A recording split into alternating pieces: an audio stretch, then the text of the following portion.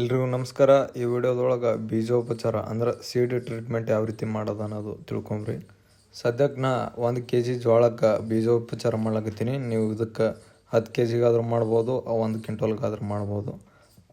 ನಾವು 1 kgಗೆ ಮಾಡಿ ತೋರಿಸ್ತೀನಿ ಈಗ ನಿಮ್ಗೆ. ಈ ಬೀಜೋಪಚಾರಕ್ಕೆ ನಾವು ಏನು ಯೂಸ್ ಮಾಡ್ಲಕತ್ತೀವಿ ಅಂದ್ರೆ ಟ್ರೈಕೋಡರ್ಮಾ ಮತ್ತು NPK ಕಲ್ಚರ್ನ ಯೂಸ್ ಮಾಡ್ಲಕತ್ತೀನಿ. ಈ NPK ಕಲ್ಚರ್ ಏನು ಮಾಡ್ತದೆ ಅಂದ್ರೆ ಬೆಳೆಗೆ ಬೇಕಾದಂಥ NPKನ ಒದಗಿಸ್ತದೆ. ಅಂದ್ರೆ ನೈಟ್ರೋಜನ್ನ, ಪೊಟ್ಯಾಷ್ ಅಂದ್ರೆ ರಂಜಕ ಮತ್ತು ಫಾಸ್ಫರಸ್ ಇದನ್ನೆಲ್ಲ ಒದಗಿಸ್ತದೆ.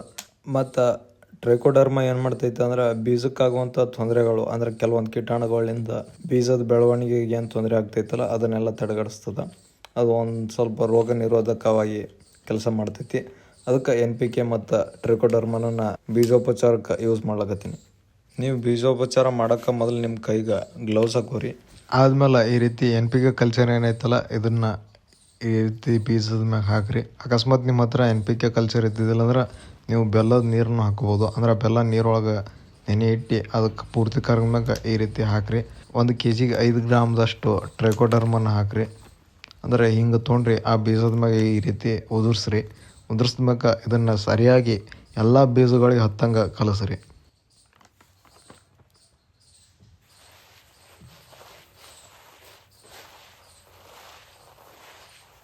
ಈ ರೀತಿ ಸರಿಯಾಗಿ ಕಲಿಸ್ಬೇಕು. ಪ್ರತಿಯೊಂದು ಬೀಜದ ಮ್ಯಾಗ ಆ NPK ಕಲ್ಚರ ಮತ್ತು ನಮ್ಮ ಟ್ರೈಕೋಡರ್ಮಾ ಕೂಡಬೇಕು. ಆ ರೀತಿ ಕಲಿಸ್ರಿ. ನೀವು ಕೈಗೆ ಗ್ಲೌಸ್ ಹಾಕೋಬೇಕು. ಅಕಸ್ಮಾತ್ ನಿಮ್ಮ ಹತ್ರ ಗ್ಲೌಸ್ ಇದ್ದಿದ್ದಿಲ್ಲ ಅಂದ್ರೆ ಕೈಗೆ ಪ್ಲಾಸ್ಟಿಕ್ ಇರ್ತೈತಲ್ಲ ಅದನ್ನು ಸೇರಿಸ್ಕೋರಿ. ಅಂದ್ರೆ ಪ್ಲಾಸ್ಟಿಕ್ ಕಟ್ಕೋರಿ. ಇದು ಡೈರೆಕ್ಟಾಗಿ ನಮ್ಮ ಹೊಟ್ಟೆ ಒಳಗೆ ಹೋಗ್ಬಾರ್ದು. ಹೋಯ್ತಂದ್ರೆ ಅದು ಒಂದು ಸ್ವಲ್ಪ ಆರೋಗ್ಯಕ್ಕೆ ತೊಂದರೆ ಮಾಡ್ತಿರ್ತೈತಿ. 1 kg ಬೀಜಕ್ಕೆ 5 ಗ್ರಾಮ್ ಟ್ರೈಕೋಡರ್ಮಾ ಸಾಕು. ಇದಕ್ಕೆ ಒಂದು ಸ್ವಲ್ಪ ಹೆಚ್ಚು ಕಮ್ಮಿ ಆದ್ರೆ ನಡಿತೈತಿ. ಕರೆಕ್ಟ್ 5 ಗ್ರಾಮ್ ಬೇಕಂತೇನಿಲ್ಲ. ಮತ್ತು ಉಳಿದಿರೋ ಟ್ರೈಕೋಡರ್ಮಾನ ನೀವು ಎಲ್ಲಿ ಡೈರೆಕ್ಟ್ ಬಿಸಿಲು ಬೀಳಲ್ಲ ಅಂದ್ರೆ ಮನೆ ಒಳಗೆ ತೆಗೆದಿಡ್ಬೋದು. ಅದು ಮತ್ತು ಮುಂದಿನ ಸಲ ಯೂಸ್ ಮಾಡ್ಲಿಕ್ಕೆ ಬರ್ತೈತಿ. ಆದ್ರೆ ಡೈರೆಕ್ಟ್ ಬಿಸಿಲಿಗೆ ಬೀಳಲಾರ್ದಂಗೆ ನೋಡ್ಕೋಬೇಕಾಗ್ತೈತಿ. ಮುಂದಿನ ಸಲ ಅಂದ್ರೆ ಮುಂದಿನ ವರ್ಷ ಅಲ್ಲ, ಮತ್ತು ನಾವು ಯಾವುದಾದ್ರೂ ಬೀಜ ಬಿತ್ತನೆ ಮಾಡ್ಬೇಕಾದ್ರೆ ಆ ಬೆಳೆಗೆ ಯೂಸ್ ಮಾಡ್ಕೋಬೋದು. ಇದ್ರ ಮ್ಯಾಗ ಎಕ್ಸ್ಪೈರಿ ಡೇಟ್ ಬರ್ತೈತಿ, ಅದ್ರೊಳಗೆ ಯೂಸ್ ಮಾಡ್ಕೋಬೇಕು. ಈ ರೀತಿ ಎಲ್ಲ ಕಲಸ್ಮ್ಯಾಕ ಈಗ ತೆಳ್ಳಗಾಗಿ ಎಲ್ಲ ಕಡೆ ಹಿಂಗೆ ಹರಡಿಸ್ಬೇಕು.